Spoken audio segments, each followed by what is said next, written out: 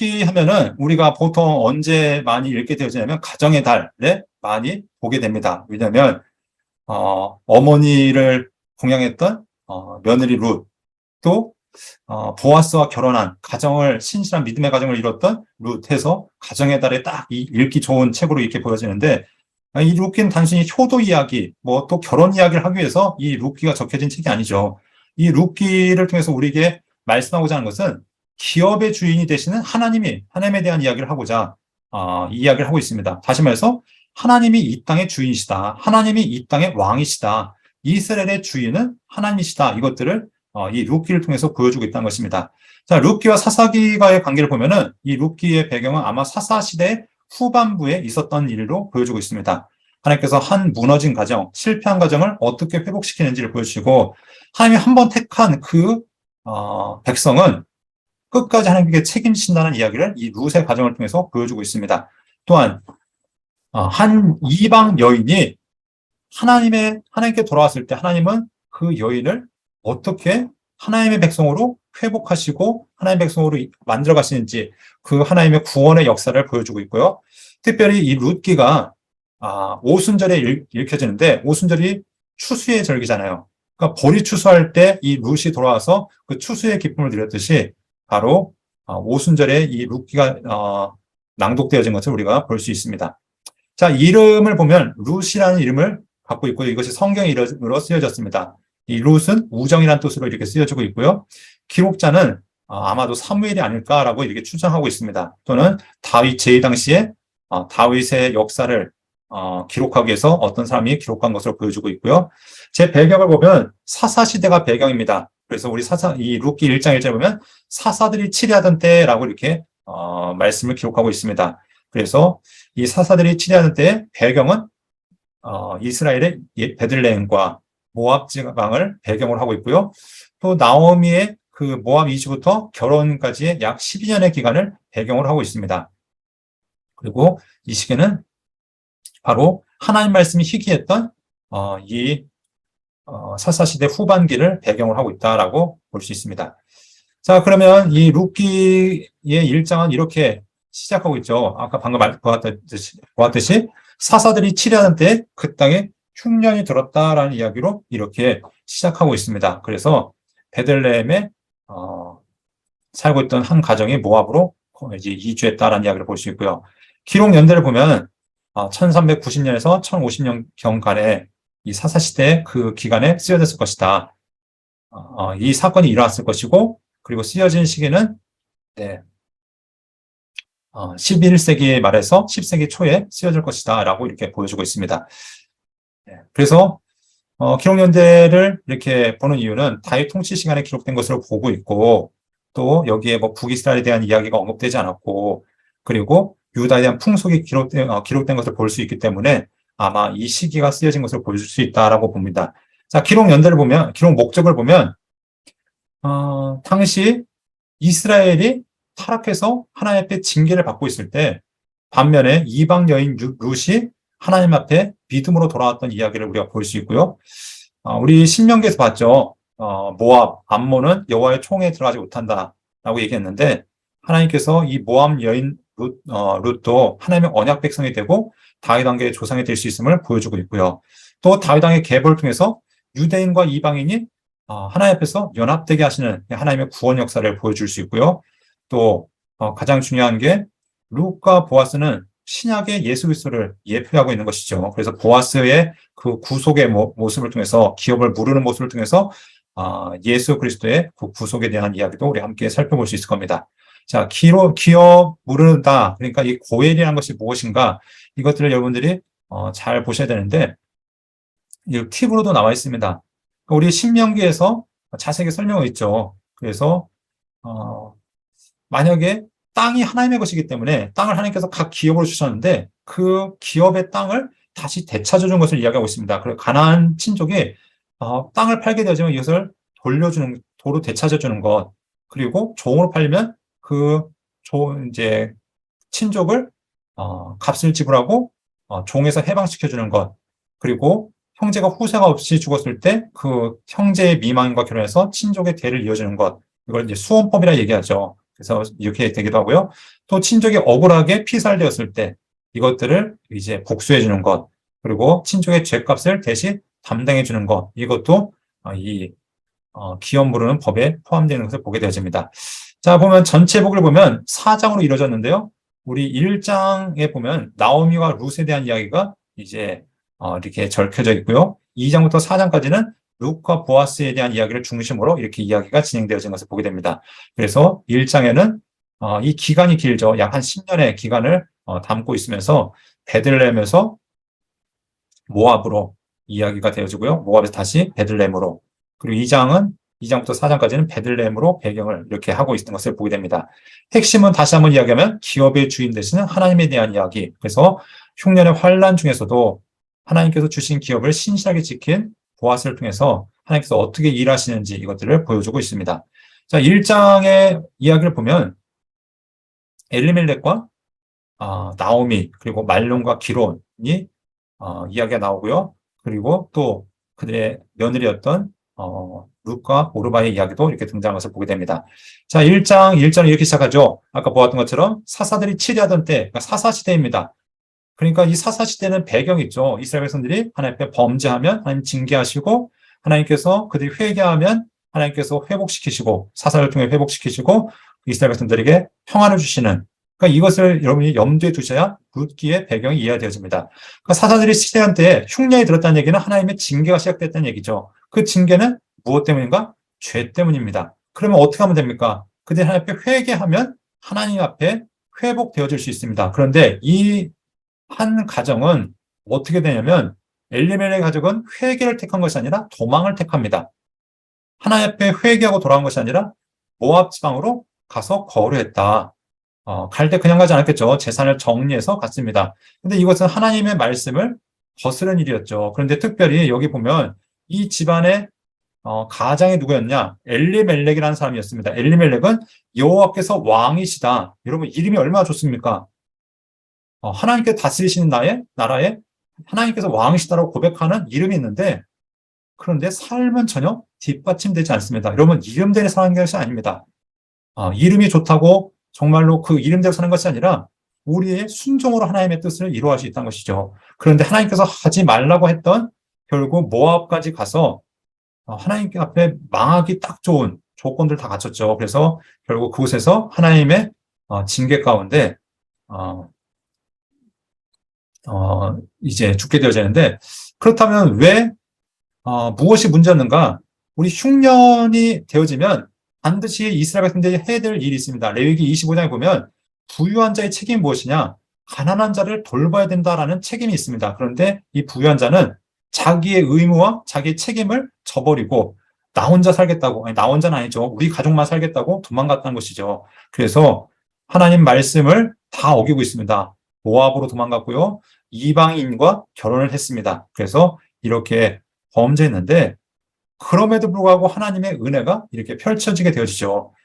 그 모압에서 남편 죽고 또 결혼시켰던 두 아들도 다 죽었는데 나오미가 남은 두 며느리에게 이제 권면을 하죠.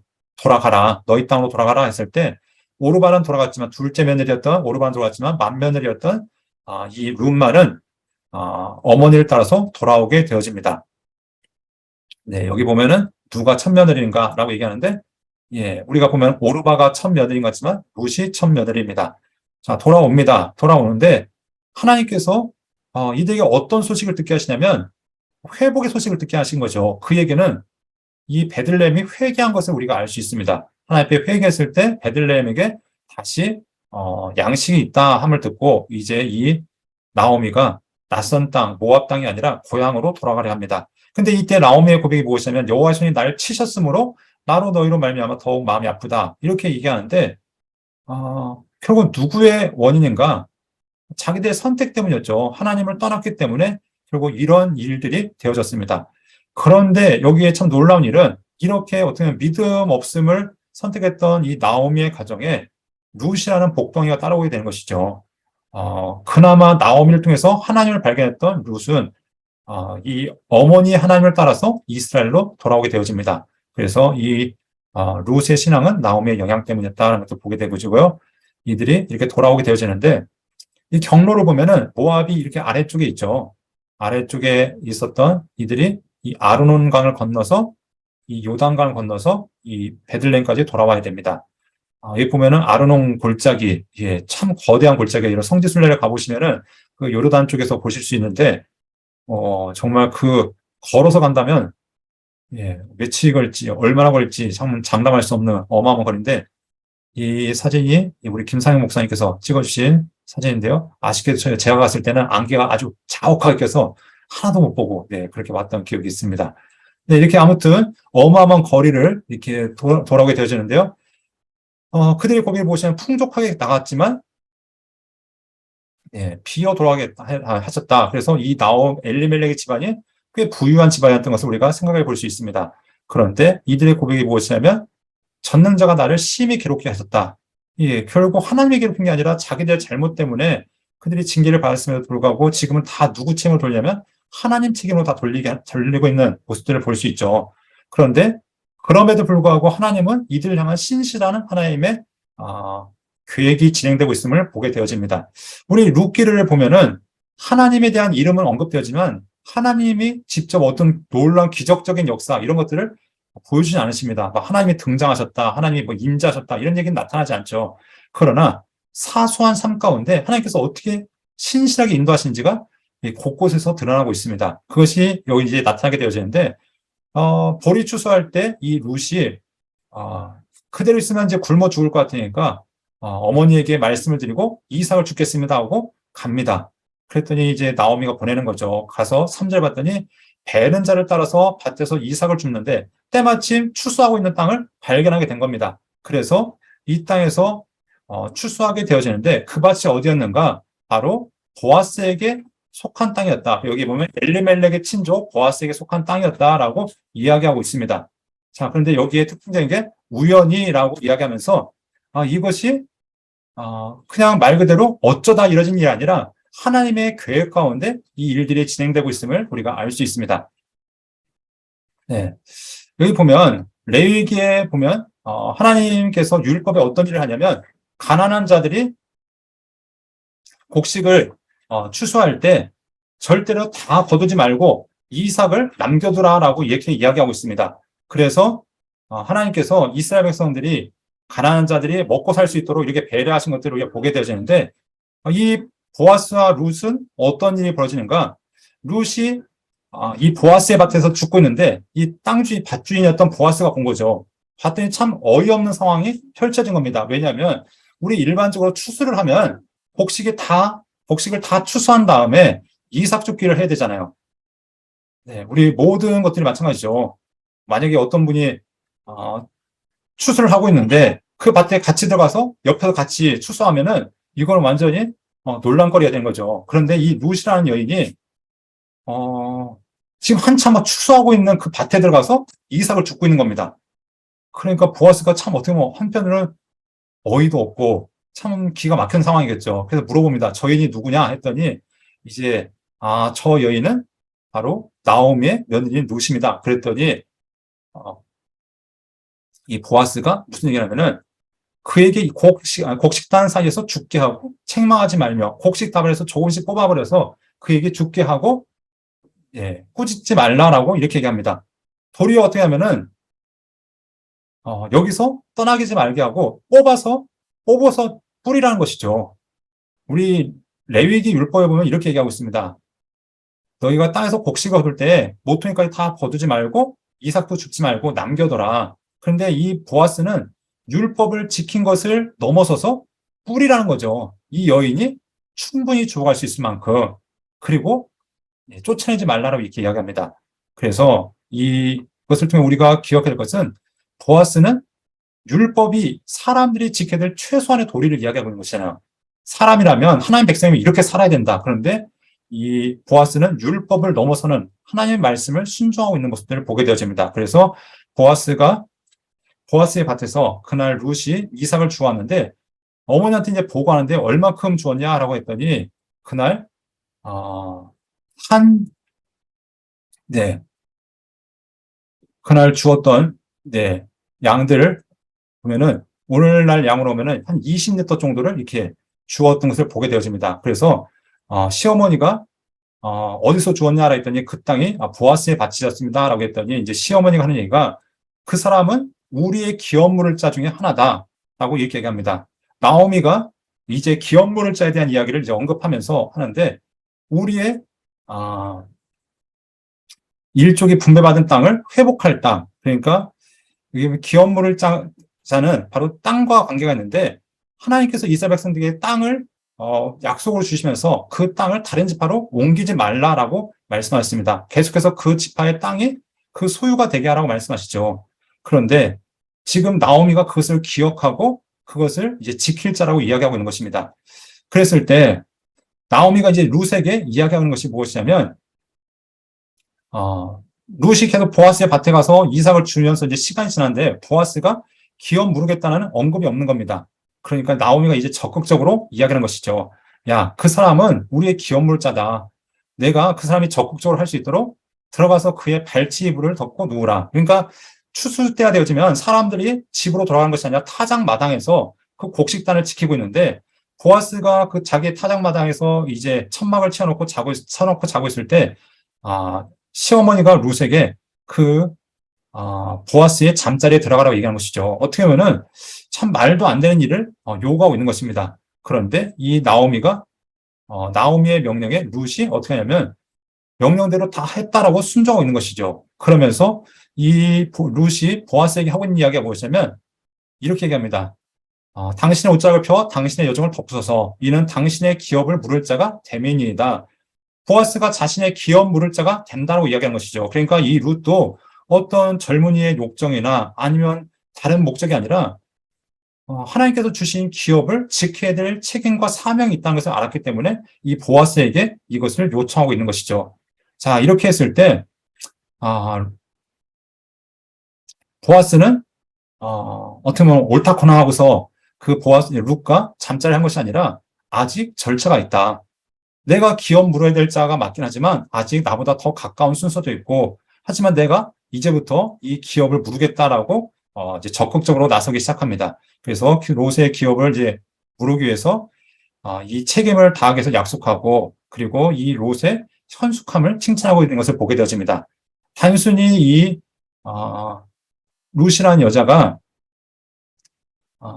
이 기업을 무르고자 하는 것이 어떤 의미인지 그리고 이것이 하나님의 약속을 받은 자로서 이스라엘 백성도 지키지 못하고 있는 이 약속을 이 이방 여인이 지키는 것을 칭찬하면서 그 여인을 향해서 이제 현숙한 여인이라고 말하고 있는 것을 보게 되어지는데 이제 룻에게 그 기업물을 의무로 다하겠다고 약속하면서 이제 다음 날 이제 4장에 보면 이제 그 약속을 지키기 위해서 성문으로 나아가죠. 그래서 이 성문에서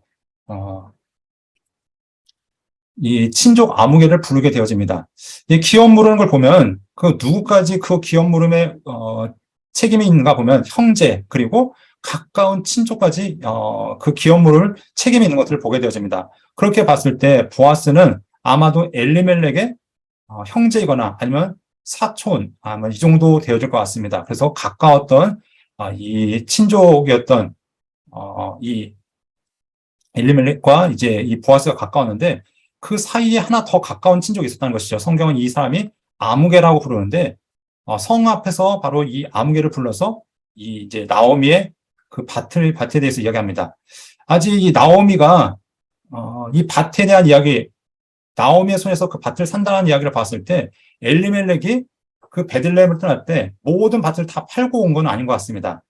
성경에 보면 아직도 이 나오미의 손에서 그 밭이 있었는데 중요한 거는 나오미가 앞으로 이제 먹고 살 것이 없었기 때문에 이 밭을 팔려고 할 때 먼저 이 밭을 살 수 있는 우선순위 또 아니면은 이 기업을 유지시킬 책임이 그 엘리멜렉의 친족에게 있었기 때문에 이 책임을 이제 감당할 수 있기를 이제 부탁하고 있는 겁니다. 그래서 보아스가 이제 부탁한 거죠. 이 아무개에게 이 나오미의 밭을 사야 되는데 내가 이 밭을 사서 그 죽은 자의 기업을 물어줄 수 있느냐라고 얘기했을 때 이 처음 아무개는 알겠다라고 얘기하죠. 왜냐하면 어차피 나오미는 나이가 많았고 자식이 없기 때문에 이 나오미가 죽으면 그 땅은 나오미 죽은 후에는 자기 기업이 될 가능성이 많기 때문입니다. 그런데 이 보아스가 하는 얘기가 다만 문제가 하나 있는데 이 나오미에게 딸린 며느리가 있다는 걸 얘기합니다. 그리고 그 며느리도 책임져야 되는 이야기에 이 아무개가 결국 어떻게 합니까? 내 기업에 손해가 있을 게 해서 누르지 못하겠다라고 해서 그 책임을 거절하게 되는 것이죠. 그러니까 아무개는 어떻게 보면 자기의 이익 때문에 기업을 무리를 했다가 이 룻에게 자식이 생기면 결국 자신의 기업에 손해가 될 것을 생각하기 때문에 거절한 것들을 보게 되어집니다. 반면에 네, 이 보아스는 그 룻과의 약속을 지켜 나가는 것이죠. 그래서 이 나오미의 밭을 사서 물려주고 또 룻을 아내로 맞이해서 그에게 아들을 낳았다라고 성경은 이야기하고 있습니다. 그래서 이 나오미에게 오늘 성경 이제 이렇게 고백하죠. 사람들의 찬양이 여호와께서 내게 오늘 기업 물을 자가 없게 하지 아니하셨다. 너를 사랑하며 일곱 아내보다 더 귀한 내 며느리가 낳았다 하면서 바로 나오미 이 룻이 낳은 아들이 바로 누구인가? 다윗의 할아버지 오벳인 것을 이렇게 이야기하고 있습니다. 그래서 다윗의 조상이 된 룻에 대한 이야기로 이제 이야기가 마무리되어지면서 보아스와 룻의 결혼은 단순한 인간적인 사랑에 대한 이야기로 맞춰진 것이 아닙니다. 이들의 관계를 보면은 어떻게 보면은 나이 많은 시숙부와 뭐 며느리, 조카 며느리 뭐 이런 관계로 볼 수 있겠죠. 그러니까 뭐 인간적인 연애라든가 사랑에 대한 이야기가 아니라 이것은 철저하게 하나님의 약속을 지켜가고자 하는 한 여인과 보아스의 이야기로 볼 수 있다는 것이죠. 그래서 이 이방 이방 여인임에도 불구하고 어머니를 따라서 믿음으로 돌아왔던 이 룻의 믿음에 감동했던 보아스는 바로 이런 이유 때문에 룻을 맞아들이고 또 그 기업을 물렀던 것들을 보게 되어집니다. 자, 그래서 이제 족보가 이렇게 나타나죠. 룻기 4장 18절부터 22절까지 보면은 다윗까지의 족보를 이야기하면서 하나님께서 이스라엘 백성들이 극심한 우상 숭배와 도덕적 타락에도 불구하고 하나님께서 선택하신 사람이 있다는 것들을 우리에게 보여주고 있습니다. 그 가정이 누구였는가? 바로 실패한 나오미의 가정, 그 가운데 나오미의 며느리였던 이방 여인 룻을 통해서 하나님은 하나님의 백성을 어떻게 회복해 나가실까를 이렇게 보여주고 있다는 것이죠. 특별히 이 회복의 사람으로 등장한 것이 보아스인데 이 보아스가 이 한 가정을 구속하기 위해서 그 가정의 기업을 부르기 위해서 자기의 재산을 어떻게 보면 허비하고 소유하면서 또 한 여인을 책임지면서 한 사람의 구속자로서 한 집안의 구속자로서 어떻게 서는지 보면서 신약의 예수 그리스도의 그 사역을 예표하고 있는 것들을 우리가 보여주고 있습니다. 그래서 우리가 이 룻기를 통해서 무엇을 보여주고 있는가? 모든 사람들이 하나님을 버리고 자기 소견대로 옳은 대로 행하였던 그 사사시대에 진정으로 하나님만을 왕으로 인정했던 그 사람이 누구인가? 바로 그 사람이 나이 많았던 한 보아스 그리고 이방 여인 룻이 바로 하나님을 왕으로 인정하고 하나님의 법을 지켜나가기 위해서 노력했던 자인 것을 우리에게 알려주고 있습니다. 그래서 룻기는 우리에게 무엇을 보여주는가? 처음에 암울한 출발을 시작하죠. 한 집안의 죽음으로 시작했던 이 이야기가 이제 결혼과 새로운 생명의 탄생으로 맞춰지고 있습니다. 특별히 결론은 하나님께서 선택하신 왕 다윗이 어떻게 이 땅에 오게 되었는지를 보여주고 있고요. 또 기근으로 시작했던 그 이야기가 하나님의 풍성함으로 맞춰지고 있습니다. 그리고 팔려졌던 하나님의 땅이 다시 한번 하나님의 약속을 지키는 자들로 말미암아 되찾게 되어지는 이야기로 맞춰지게 되어집니다. 그리고 그 무엇보다 하나님과 상관없었던 한 이방 여인, 그것도 과부였던 한 여인이 하나님의 백성으로 선택되어지고 그것도 왕의 족보에 들어가는 큰 은혜를 받을 수 있었던 것. 이것은 하나님을 찾고 하나님께 돌아온 자는 하나님께서 그 누구라도 받아주시고 하나님의 백성을 세우신다는 그 놀라운 은혜를 우리에게 보여주고 있다는 것입니다. 그래서 이 이야기를 통해서 사사시대 모든 사람들이 왕이신 하나님을 알지 못했지만 그럼에도 불구하고 왕이신 하나님의 통치하심을 인정하는 한 가정의 이야기를 우리에게 보여주시면서 앞으로 하나님께서 이 땅을 이제 어떻게 회복해 나가실지 하나님의 나라가 이제 어떻게 펼쳐질지를 우리에게 보여주고 있습니다. 이것을 통해서 기업의 왕이 되시는 하나님 그분의 이야기를 이제 마치도록 하겠습니다.